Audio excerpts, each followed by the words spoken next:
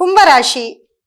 ಕುಂಭರಾಶಿಯ December ತಿಂಗಳ ಒಂದು ಭವಿಷ್ಯ ಹೇಗಪ್ಪ ಇರುತ್ತೆ ಅಂತಂದ್ರೆ ನೋಡಿ, ಕುಂಭರಾಶಿಯವರಿಗೆ ಆಲ್ರೆಡಿ ಹೇಳ್ತಾ ಬಂದೆ ತುಂಬಾ ಟೈಮ್ ಚೆನ್ನಾಗಿದೆ ಅಂತ.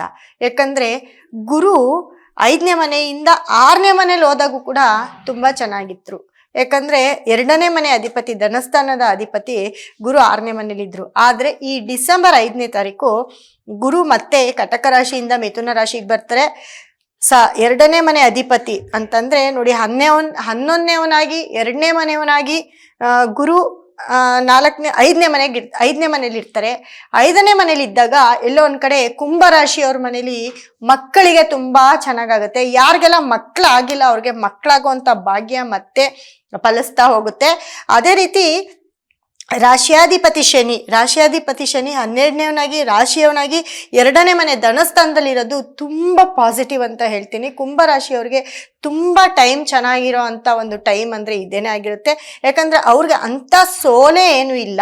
ಅದರಲ್ಲೂ ನೋಡಿ, ಡಿಸೆಂಬರ್ ಅಂತ ಬಂದಾಗ 10ನೇ ಮನೆಗೆ ಮತ್ತೆ 11ನೇ ಮನೆಗೆ 20ನೇ ತಾರೀಕವರೆಗೂ ಶುಕ್ರ ಅಂತಂದ್ರೆ ನೋಡಿ, 3ನೇ ಮನೆ ಅಧಿಪತಿ ಕುಜ ಆಗಿರ್ಬೋದು, 4ನೇ ಮನೆ ಅಧಿಪತಿ ಶುಕ್ರ ಆಗಿರ್ಬೋದು, ಬ್ಯಾಕ್ ಟು ಬ್ಯಾಕ್ 5ನೇ ಅಧಿಪತಿ ಬುಧ ಆಗಿರ್ಬೋದು, ಅದೇ ರೀತಿ 7ನೇ ಮನೆ ಅಧಿಪತಿ ಸೂರ್ಯ. ಇವರು ಎಲ್ಲರೂ 10ನೇ ಮನೇಲಿ ಇರ್ತಾರೆ. ಕೆಲ್ಸ ಅನ್ನೋದು ಕುಂಭರಾಶಿಯವರಿಗೆ ಸಿಕ್ಕಾಪಟ್ಟೆ ಕೆಲಸ. ಆ ಕೆಲಸನ ಪಾಸಿಟಿವ್ ಮಾಡ್ಕೊಡೋ ಅಂತ ಒಂದು ತಿಂಗಳೇ ಡಿಸೆಂಬರ್ ತಿಂಗಳು. ಅದೇ ರೀತಿ ಡಿಸೆಂಬರ್ 24ನೇ ತಾರೀಕಿಂದ ಅದೇ 4 ಗ್ರಹಗಳು ಶುಕ್ರ, ಕುಜ, ಸೂರ್ಯ, ಬುಧ 4 ಗ್ರಹಗಳು ಕೂಡ ಧನುಸ್ಸು ರಾಶಿಗೆ ಬರ್ತಿದ್ದಾವೆ. ಅಂದ್ರೆ 11ನೇ ಮನೆಗೆ ಬರ್ತಿದ್ದಾವೆ. ಅಂದ್ರೆ ಲಾಭಸ್ಥಾನ, ಕೆಲಸದಿಂದ 11ನೇ ಮನೆಗೆ ಬರ್ತಾರೆ. 11ನೇ ಮನೇಲೂ ಕೂಡ ನಾವು ಲಾಭವನ್ನೇ ನೋಡ್ತಾ ಹೋಗ್ತೀವಿ. 11ನೇ ಮನೇಲಿ ಬಂದಾಗಂತೂ ನಿಮ್ಗೆ ಅತಿ ರಾಜಯೋಗ ಅಂತ ಹೇಳ್ಬೋದು. ಕುಂಭರಾಶಿಯವ್ರಿಗೆ ಏನೇ ಆಗ್ಲಿ ಈ ವರ್ಷ ಮತ್ತೆ ನೆಕ್ಸ್ಟ್ 2026 ಜಾನ್ವರಿ ತಿಂಗಳು ಏನಿರುತ್ತೆ ಅಲ್ಲೂ ಕೂಡ ತುಂಬಾ ರಾಜಯೋಗವನ್ನ ಅನುಭವಿಸ್ತಾ ಬರ್ತೀರಾ. ಅದೇ ರೀತಿ ನೋಡಿ, ಶನಿ ದೃಷ್ಟಿ 10ನೇ ದೃಷ್ಟಿ ಕೂಡ ಧನಸ್ಸು ರಾಶಿ ಮೇಲೆ ಬೀಳುತ್ತೆ. ಮತ್ತೆ ಗುರು ದೃಷ್ಟಿ ಕೂಡ ನಿಮ್ಮ 11ನೇ ಮನೆ ಮೇಲೆ ಬೀಳೋದ್ರಿಂದ ಕುಂಭರಾಶಿಯವ್ರಿಗೆ ಎಲ್ಲೋ ಒಂದ್ ಕಡೆ ಸೋಲೆ ಇಲ್ಲ ಅಂತ ಹೇಳ್ಬೋದು.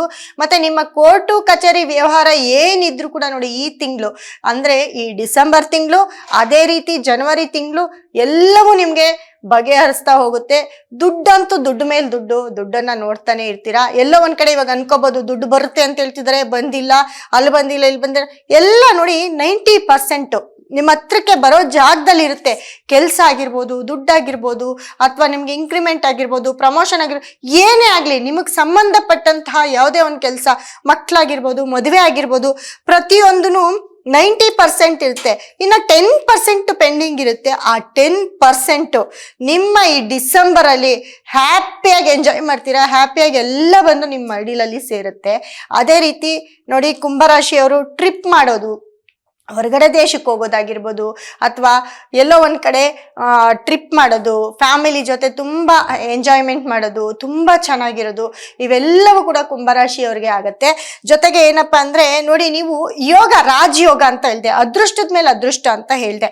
ಈ ಅದೃಷ್ಟನ ಇನ್ನ ದುಪ್ಪಟ್ಟು ಮಾಡ್ಕೊಳ್ಳೋದು ಹೇಗಪ್ಪ ಅಂತಂದ್ರೆ ನೋಡಿ, ಕುಂಭರಾಶಿಯವರು ತುಂಬಾ ಅತಿ ಹೆಚ್ಚು ನೀವು ತುಂಬಾ ಗುರುನ ಆರಾಧಿಸ್ಬೇಕಾಗುತ್ತೆ. ಅಂದ್ರೆ ದಕ್ಷಿಣ ಮೂರ್ತಿಗಳನ್ನ ಆರಾಧಿಸ್ಬೇಕಾಗುತ್ತೆ. ಮತ್ತೆ ರಾಹು ನಿಮ್ಮ ರಾಶಿಯಲ್ಲೇ ಇರೋದ್ರಿಂದ ರಾಹು ಕಾಲವನ್ನ ಮತ್ತೆ ಈ ಭಾನುವಾರ ನೀವು ರಾಹು ಕಾಲದಲ್ಲಿ ನೀವು ಇರೋ ಜಾಗದಲ್ಲಿ ಕೂತ್ಕೊಂಡು ಪ್ರೇಯರ್ ಮಾಡಿ. ಅಂದ್ರೆ ಸಾಯಂಕಾಲ ಬರುತ್ತೆ, ಇರೋ ಜಾಗದಲ್ಲಿ ಕೂತ್ಕೊಂಡು ನೀವು ಪ್ರೇಯರ್ ಮಾಡಿ. ಅದೇ ರಾಹು ಕಾಲದಲ್ಲಿ ನೀವೇನ್ ಅನ್ಕೊಂಡ್ರೆ ಅದು ನಿಮ್ಗೆ ಪಾಸಿಟಿವ್ ಕೊಡ್ತಾ ಹೋಗುತ್ತೆ.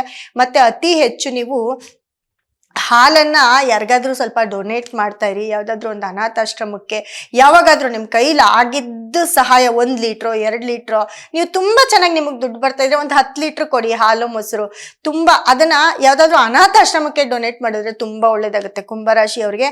ಸೊ ಕುಂಭರಾಶಿಯವರು ಅತಿ ಹೆಚ್ಚು ನೀವು ಶುಕ್ರ ಗ್ರಹಕ್ಕೆ ಸಂಬಂಧಪಟ್ಟಂತಹ ಒಂದು ಸ್ಟೋನು, ಅಥವಾ ತುಂಬಾ ಅತಿ ಹೆಚ್ಚು ನೀವು ನೀಲವನ್ನ ಕೈಗೆ ಹಾಕೊಳ್ಳಿ.